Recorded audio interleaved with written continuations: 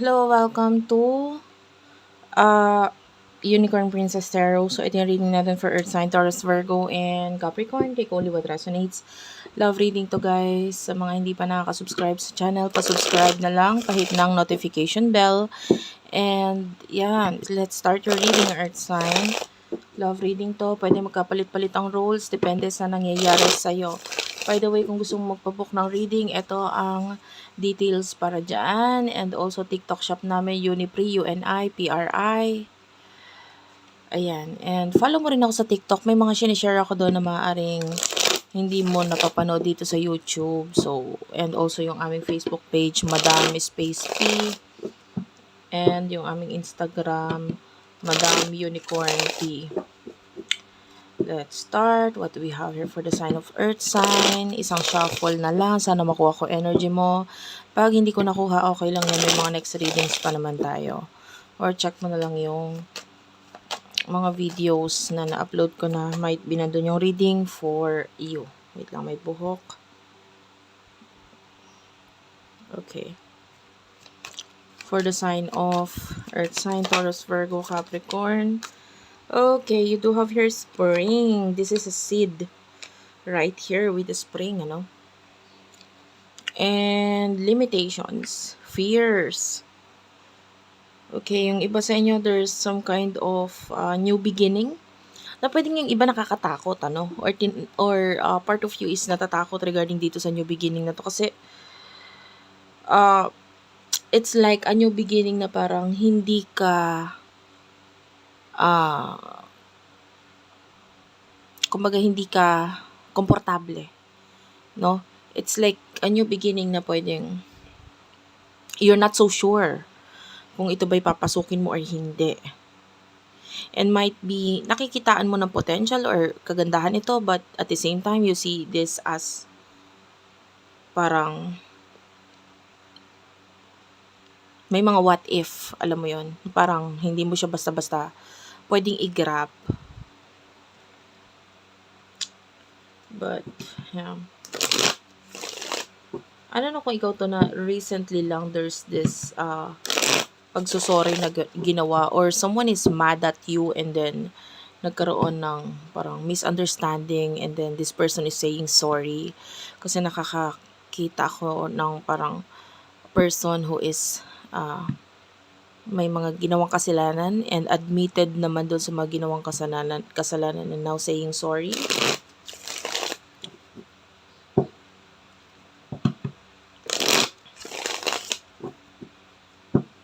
Sino to person nakakonect mo pagdating sa love? Person nakakonect mo pagdating sa love. Isang shuffle na lang.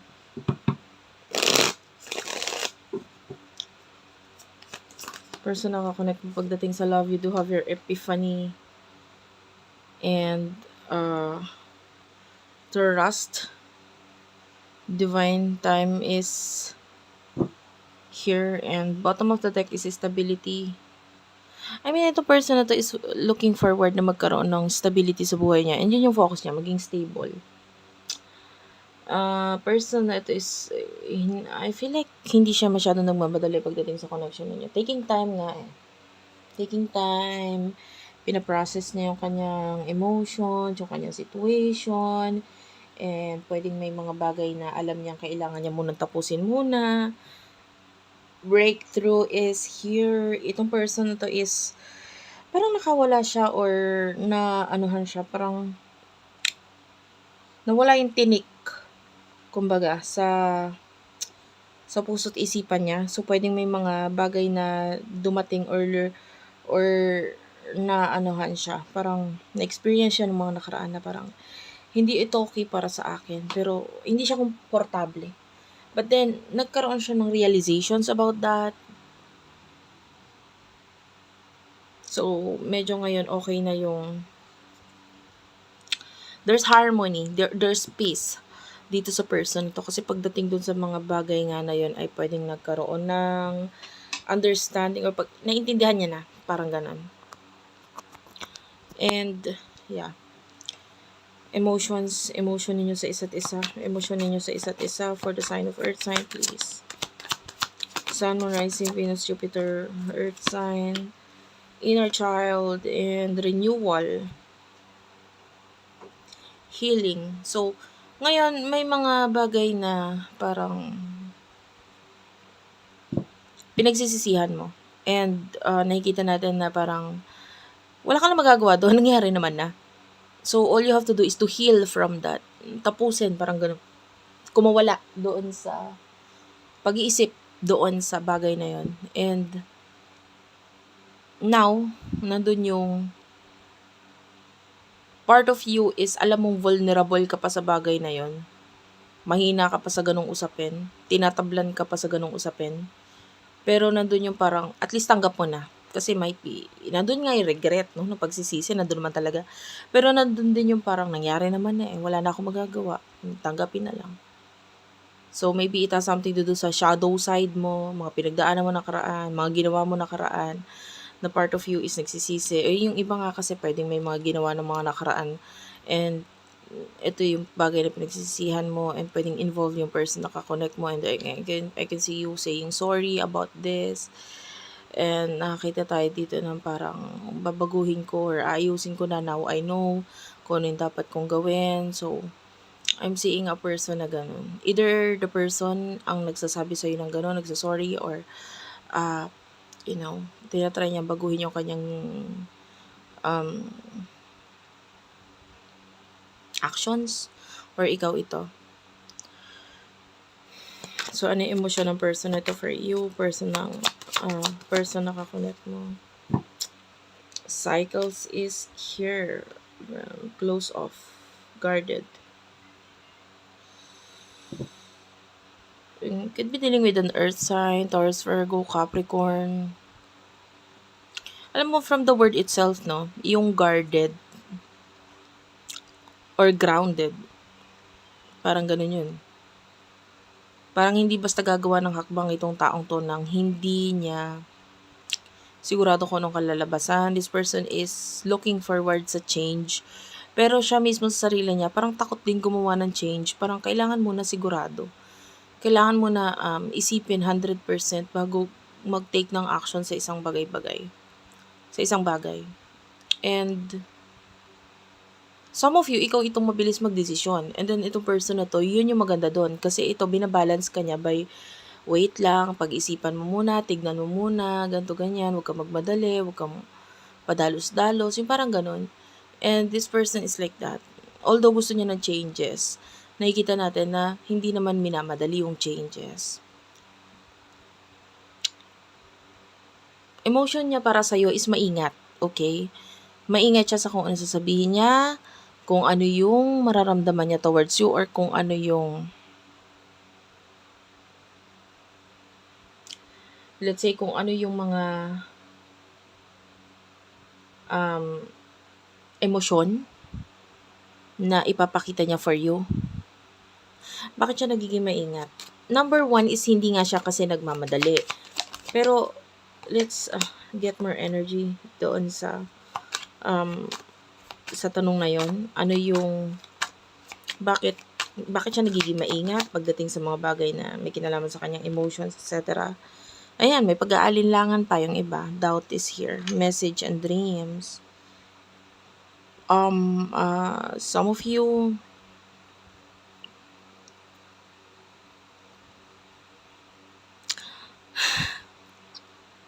natatawa ako sa iba kasi yung iba hindi naman siya regarding sa dreams at all, but yung person na to is pwedeng marami lang siyang pinagagawa and pwedeng, or lagi siyang pagod, lagi siyang tired, and maybe puyat, ganun. And yung person na to is like, I'm resting. Isa yon kung ba't hindi ako nagmamadali, parang ganun. Hindi ako nagmamadali kasi gusto ko muna ng pahinga, alam mo yon, yung parang yung priority ko is sabihin na nating career, and at the same time, sabihin na natin ikaw ay nakakatulong para sa akin na ma-overcome ko yung lungkot or whatsoever, no, pinagdadaanan ng person na to. Pero wait lang naman, hindi pa naman ako nagmamadali pagdating sa usaping pagbibigay ng aking emosyon, or if you're the one na naliligaw dito sa person na to, hindi pa naman ako agad-agad. Oo, no, kasi wait lang, parang ganun. This person is waiting or asking for you to wait. Huwag ka magmadali. And yung iba nga kasi sa inyo, masyado kang Ikaw yung tipo ng tao, "O, gusto mo ako, gusto kita, sige go." Parang yung iba. Yung iba naman, kung hindi gano'n, um, hindi lahat makaka-relate dun sa part na yan, of course. Of course, 'no? Kung hindi man pagdating sa love, maybe pagdating sa, business, ikaw yung madaling mahikayat or yung iba na-scam na nga diyan ano, kasi napapaniwala ka agad ng mga bagay-bagay. So itong taong ito is like there to help you para hindi tayo nagmamadali dito. Mag-go with the flow lang muna tayo sa ngayon. So that's the energy. So what will happen in the near future for the both of you? In the near future for the both of you. Alam mo, overthinker din itong person na to, like you. Attraction is here.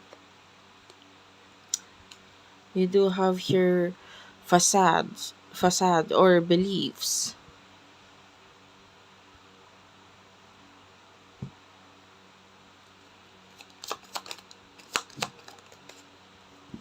Control and fulfillment. Thoughts is at the bottom of the deck.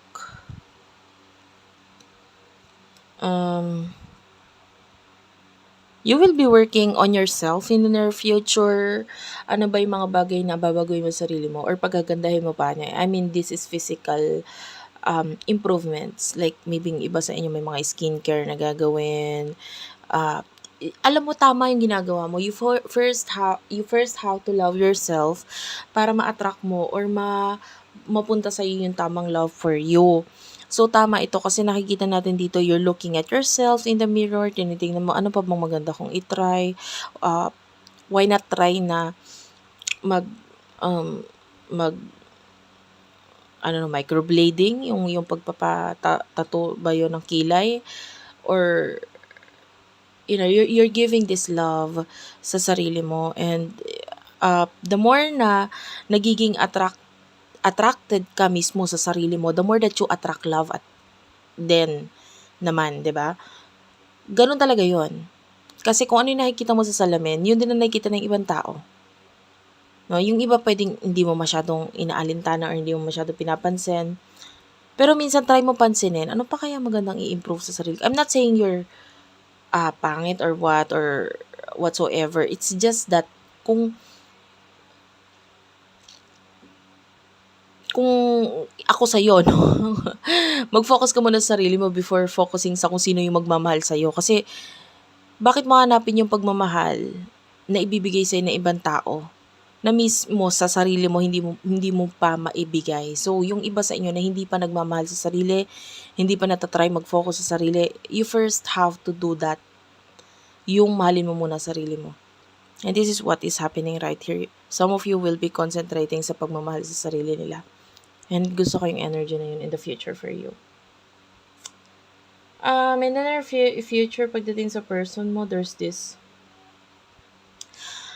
stagnant energy, walang kagalaw-galaw, hindi makaalis sa situation, and I feel like andun yung wishes and kahilingan, kagustuhan. Nakamoy ako ng pansit canton, this could be a reading.